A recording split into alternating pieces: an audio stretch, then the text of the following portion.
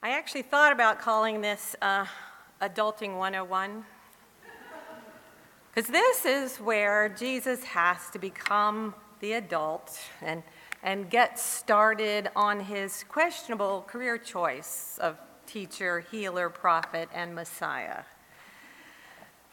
We've seen his birth and his one account we get as a preteen and going through his baptism, and now it's time to get started. So after he's baptized, two of John the Baptist's followers decide they're going to walk with him. And then he finds Philip and Nathaniel. So things are coming together nicely. So they decide to go to a local wedding. The wedding was in Cana in Galilee. Galilee is the province the farthest away from Jerusalem, the capital city. And I think it's significant that this something new that God is about to do starts as far as one could get from the usual source of social and religious power. We're far from the capital, far from the temple. John has Jesus beginning his ministry in Galilee, a distant place at an ordinary community event. His very first sign takes place at a wedding, a celebration, a covenant of two people, but as we know, it's really a covenant of two families. It's a place where community and social ties are strengthened. And here we get to see a glimpse of Jesus and his mother as human beings who had friends, who partied, who fretted when something went wrong, who felt responsibility to help when things didn't seem to be going as planned. And I think we don't usually give Mary enough credit in this story, because Mary sees a problem and she wants to help. Her actions express a compassionate sensitivity to other people's needs, something that may be typical of women who often take that place of social planner, nurturing relationships. Maybe because women have an acute sense of their own vulnerability, which nurtures a compassionate approach to life. So this story reminds us that Jesus was raised by this woman to practice compassionate justice. And it reminds us of that song that she sings when she meets with Elizabeth before Jesus is born. And she cries out for God, for the humble and the poor. And we read it each year and see into her heart. So now we see Mary as a mother with a mother's intuition as we read this conversation that ensues. When the wine gave out, the mother of Jesus said to him, "Well, they have no wine." And Jesus says to her, "Woman, what concern is that to you and me? My hour has not come." Now, we tend to assume that Mary didn't understand what God had planned. But what if she did? What if she sounds a little more like a mother who knows when her grown child is ready to step out into the world even before the child knows? Mary seems to be calling Jesus into his mission, and he's resisting by saying, "My time hasn't come yet." This time had come. This was it. It was time to get started to do what he came to do. And maybe he was a little resistant, and understandably so. For the wedding at Cana marks the beginning of the end. It's the first step that leads to the last step. And for Jesus, that last step includes standing up to the powers that be. It includes a cross, a life journey that will involve quite a bit of pain as well as joy. So this journey begins with a celebration, a feast flowing with wine and joy, and Mary ignores her son's response, and she just goes right up and tells the servants, "Do whatever he tells you to do." Sometimes moms just know things the kids aren't ready to see. So nearby, there were 6 stone jars that were used for the Jewish cleansing ritual that held about 20 or 30 gallons. And Jesus does say to the servants, "Fill the jars with water, fill them to the very top. and now draw something from them and take it to the head waiter. And they do as they are instructed, and they find a shocking result. This ritual cleansing water has been changed into wine, wine that is better than anything they had ever tasted. Now, the wine is real, but for us, the wine is also symbolic. It's a sign that points to something even more. In sharing this particular story with us, John wants us to know that something very extravagant is happening here, something that is generous beyond expectation. It reveals something more than one wedding and one wine.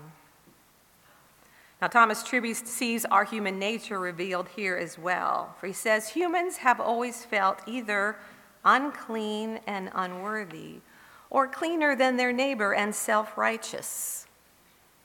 Either attitude creates divisions that hurt all of us. The water in those stone jars had always been used to divide people into the pure and the impure. If you were privileged to be cleansed by the waters, you were pure. If you were not, you were outside. And the so-called pure people had reason to exclude the impure.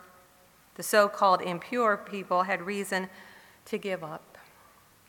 But now, that water no longer existed. It's been changed into wine that all could drink together. And providing that good wine at a feast echoes the words of Isaiah. On this mountain, the Lord of hosts will make for all peoples a feast of rich food, a feast of well-aged wines, of rich food filled with marrow, of well-aged wine strained and clear. And God will destroy on this mountain the shroud that is cast over all peoples, the sheet that is spread over all nations. And he will swallow up death forever. A prophecy beginning to be fulfilled. For Jesus to begin his public ministry by providing good wine at a wedding banquet is a sign that he has come to fulfill this role of Messiah. And his disciples believed in him because of this sign, not just because he had done something that seemed to be miraculous. They got the message. This is the Messiah. It also, I think, is interesting to note that and think about the fact that not too far away, the cults of Dionysus in Hellenistic Greek believed that the god of wine was born at the winter solstice, and on that night of his birth, water wells gave forth wine. Maybe this new message is that Jesus offers new wine that is meant for the people of Israel and for everyone. As Paul will eventually say, in Christ there is neither Jew nor Greek, slave nor free, male nor female. And all of this began at a party. The wine miracle is an outbreak of joy that serves as a sign of the presence of God active in the world. It's a sign of abundance. We live in a world that believes in scarcity. There can't possibly be enough for everyone, even though there is, in fact, enough to feed the world if only we chose to believe it and live within that truth. Catherine Matthews sees the God of abundance revealed in the story as it will be in the story of the multiplication of loaves and fish, which will be another response to the everyday pressing needs of people. This overflowing gift, 6 stone jars of wine, when really one probably would have been enough, is a sign of God's abundant love. And again, our human nature is revealed. Our spiritual hunger and thirst are so great that we just keep filling ourselves with material things in a futile attempt to satisfy those needs. But overconsumption is not the same as abundance. Jesus shares what God has given us from creation. Our overconsumption invariably leaves us feeling hungry in the midst of our own excess, longing for the abundance of God thirsting for God's grace. When we believe that scarcity is the way of the world, we just feel overwhelmed. We become isolationist nations within our own selves. We hide and we hoard, backing away from the relationships we so desperately need. But a simple story of a wedding with not enough that suddenly becomes a celebration of abundance, of wine and love and connection, it's right here in our scriptures, leaping out of the pages with words of hope. The Apostle Paul speaks to the next generation, encouraging them to give generously of themselves, their gifts, their abilities, their energies. And he tells them and us that there are a variety of gifts, but the same Spirit, a variety of services, but the same Lord, a variety of activities, but the same God who activates all of them in everyone. To each is given the manifestation of the Spirit for the common good. The one idea that connects these two stories, these passages, Jesus' wine-making miracle, is Paul's insistence that each gift of the Spirit is given for the common good. Our spiritual gifts, our abilities are not given to individuals just for our enjoyment or, worse off, our pride. All is given so that the entire community might be strengthened and built up and sustained in relationships. We might consider these gifts as activities that a person might do for a time, something that we're able to do in a certain context as needed. We may be able to speak wisdom in one time and one place. We may be able to utter knowledge when the knowledge that we have is needed. We may help others hold on to their faith. We might even be able to heal the sick in many ways. Each of these is a verb to be done, not a noun to be held on to. And they're not so much things given by God as maybe energies energized by God. It might also be helpful to think about how we might be activated by God to do abundantly gracious things in the world, rather than what we often do, take a personal inventory to see what gifts one might have been given as signs of special favor to God. We are gifted, and those gifts are there for the common good. We are energized to share the abundance of love and grace that have received from God in whatever practical ways we are able in our world, in our community, in our relationships.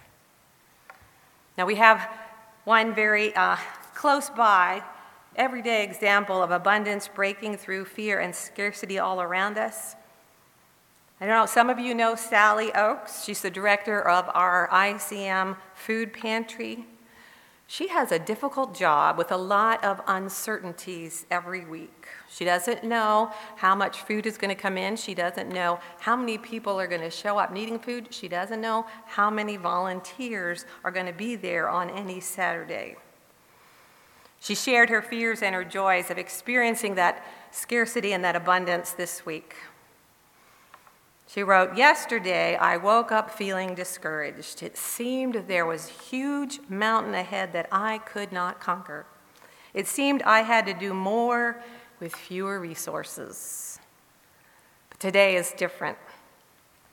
From the 8th graders who came during their community service fair to ask my coworkers and me about our work, to the mind-boggling result of a food drive with 47 boxes of food, to a woman named Stacy who toted by hand all 47 boxes down numerous stairs, to our regular volunteers who put together tomorrow's distribution setup, and then to learning that after 2 years our pantry has its permanent home. Now we can make it work better for us." Well, she concludes, "Tonight I am going to bed encouraged. Thank you to everyone who contributes to helping their communities." We often get trapped in the feeling of scarcity when God's abundance is there around us if we listen for it and seek it. And believe it or not, sometimes we can get a glimpse of that abundant love even in social media.